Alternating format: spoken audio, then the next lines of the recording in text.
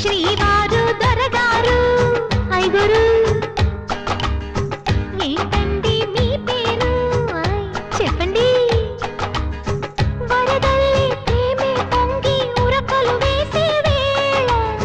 ముదు ముద్దుగా అంటాలేండి మీ సరదా తీరేలా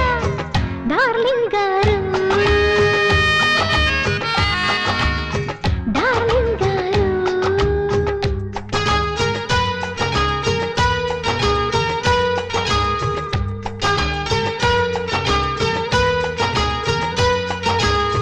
గారెందుకే బంగారు వింటుంటే కంగారు గారంగా శృంగారంగా డార్లింగ్ అంటే చాలు డార్లింగుకి లింగు లిటుకు లింకులు పెడితే బోరు ఓ మై